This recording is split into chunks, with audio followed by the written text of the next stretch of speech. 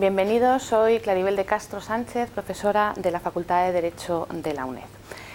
En esta ocasión vamos a hablar de las citas doctrinales, un aspecto que pudiera parecer meramente formal y que en ocasiones, dado que pudiera parecer meramente formal, entendemos que no es importante, pero es precisamente todo lo contrario. Es muy importante citar de forma adecuada en un trabajo de investigación. Por un lado, porque esa correcta forma de citar añade calidad al trabajo de investigación, y por otra parte porque siempre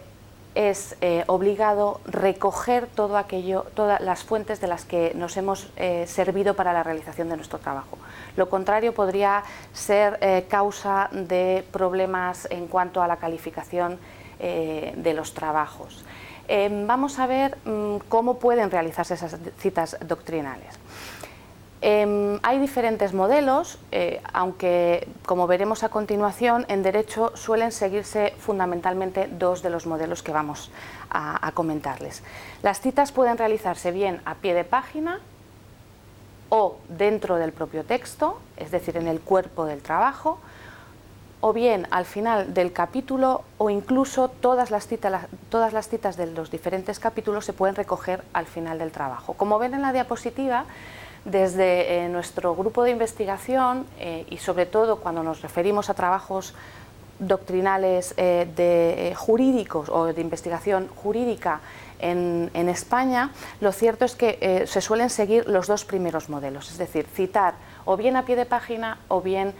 dentro del propio texto,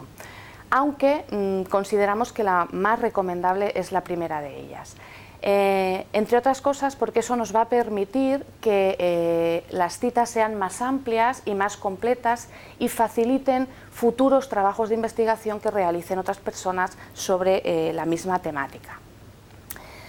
Si nos referimos concretamente al sistema de notas al pie de página, que como les acabamos de decir es el que nosotros consideramos más recomendable,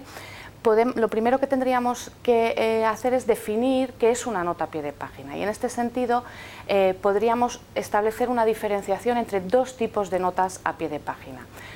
Por un lado estarían aquellas notas a pie de página que constituyen una explicación de alguno de los aspectos que hemos tratado en el cuerpo del trabajo, o una ampliación de información de alguno de los aspectos que estamos analizando, pero que distorsionarían la lectura del trabajo si lo situáramos en el cuerpo del mismo. Por eso lo incluimos en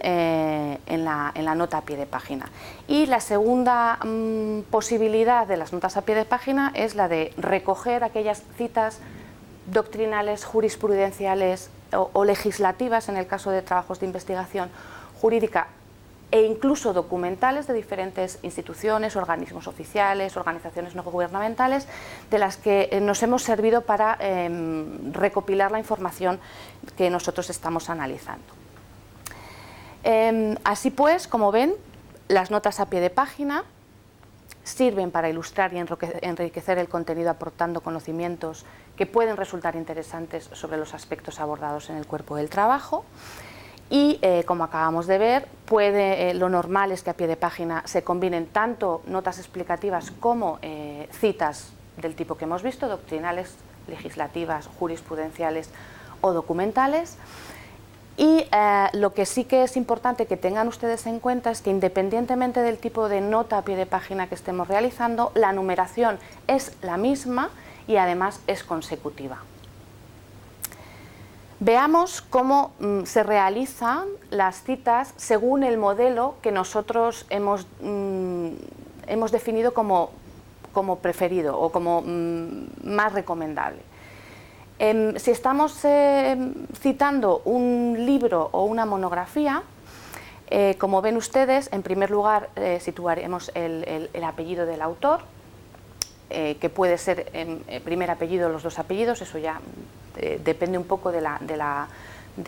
decisión que tomen ustedes, y ese apellido deberá ir bien en mayúscula, bien en versalita. Tras el apellido, separado por una coma, pondremos la inicial del autor, y a continuación, tras una coma, igualmente situaremos el título de la obra. Ese título de la obra, como ven en el caso de monografías o libros, debe ir en cursivas. Tras el título de la obra se incluirá aquella información que consideremos importante, como la ciudad de edición, la editorial, la edición del libro en caso de que tenga varias ediciones, si es segunda edición, tercera edición, el año y finalmente la página o páginas de las que nosotros hemos obtenido la información que aparece en el cuerpo del trabajo. Tengan ustedes en cuenta que en el caso de estos datos el tipo de letra que utilizaremos es la letra normal, no la cursiva. ¿Cómo citaremos en el caso de artículos en revistas científicas? Pues en este caso el autor, la inclusión del autor se hace del mismo modo que acabamos de ver, es decir, apellidos e inicial en mayúsculas o versalitas, y a continuación incluiremos el título del artículo, que en este caso se incluirá entre comillas. Posteriormente, tras el título del artículo entre comillas, se colocará la revista en la que se encuentra ese artículo, que se recogerá también en cursivas, igual que hemos visto en el caso de las monografías, y posteriormente se incluirá en letra normal el resto de la información que consideremos oportuna, fundamentalmente el volumen o número de la revista, el año de publicación de esa revista y la página o páginas que consideremos oportuno citar. Si nos encontramos ante un capítulo o una colaboración en obras colectivas, como ven, el sistema es muy parecido al de las revistas que acabamos de observar. En primer lugar, los datos del autor, apellidos e inicial, como decíamos, en mayúscula o versalitas. A continuación, el título del capítulo o aportación entre comillas. Seguidamente, tendremos que incluir el nombre del director, coordinador o editor de la obra colectiva, y en este caso se colocará en letra normal, y especificando entre paréntesis, como ven en el ejemplo que les hemos incluido en la diapositiva, si se trata del coordinador, del editor, del director o la figura que ese autor desarrolle en esa obra colectiva. Posteriormente, una vez que hemos recogido el nombre del director, coordinador, editor o director, recogeremos el título de la obra colectiva nuevamente en cursivas y posteriormente, igual que hemos visto en los casos anteriores, recogeremos el resto de información que consideramos importante: lugar de publicación, editorial, año de publicación y las páginas, igual que hemos visto en los casos anteriores.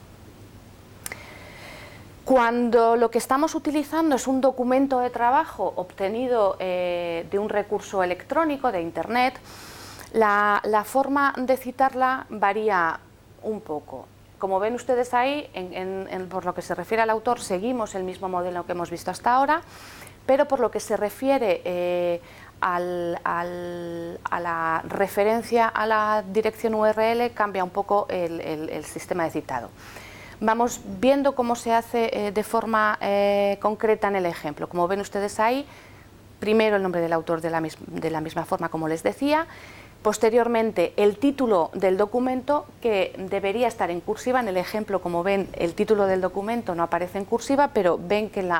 en el bocadillo que aparece en la diapositiva sí que se especifica que el título del documento debe ir también en cursiva, igual que hemos visto en el caso de las monografías. Posteriormente, en letra normal, debería incluirse el organismo del que hemos obtenido esa información, y detrás de esa información incluiremos la URL, como ven ahí, y es muy importante que ustedes recojan la fecha en la que han realizado la última visita a esa URL, porque como saben ustedes, las direcciones de los diferentes organismos que se encuentran en Internet pueden variar, y recogiendo esa información sabemos que en ese momento esa era la dirección, pero no tiene por qué serla en el momento en el que otras personas vayan a investigar sobre el mismo tema. Es importante que tengan ustedes en cuenta qué hacer cuando vamos a repetir citas a pie de página. Como ven ahí, la primera vez que citamos un autor utilizaremos las directrices que les hemos mencionado, y si a continuación de forma inmediata vamos a citar al mismo autor, en caso de que haya variación de página utilizaremos el término ibiden y haremos referencia a la página concreta en la que se recoge la nueva cita. Y en el caso de que la cita sea inmediata y además hay coincidencia de página, no solo de obra sino de página, como ven ustedes en el ejemplo, utilizaremos el término idem, es decir, no es necesario repetir toda la información a lo largo de todo el trabajo de los diferentes autores o documentos utilizados en el mismo. Cuando ya hemos citado a un autor y tenemos que citar nuevamente a lo largo del trabajo, no es, vuelvo a repetir, necesario dar toda la información a lo largo de todas las citas. Existen dos posibilidades: que el autor que hemos utilizado únicamente hayamos utilizado una obra de ese autor. En ese caso concreto, cada vez que lo citemos a lo largo del trabajo utilizaremos la primera opción, haciendo referencia al autor, al término obcit, que significa obra citada, y posteriormente las páginas que en ese momento nos interesan para el tema que estamos tratando en el cuerpo del trabajo. En el caso de que haya más de una obra del mismo autor, sí que tendremos que incluir una mayor información en el pie de página para saber a qué obra de ese autor nos estamos refiriendo, y en ese caso, como ven, simplemente recogeremos algunas de las palabras del título de la obra que en ese caso nos resulta interesante citar, seguido del término cit y nuevamente las páginas concretas que vamos a utilizar en ese momento. Como decíamos al principio, es posible utilizar otros métodos de cita, es decir, hablábamos nosotros de que para los trabajos de fin de grado o fin de máster, incluso para las tesis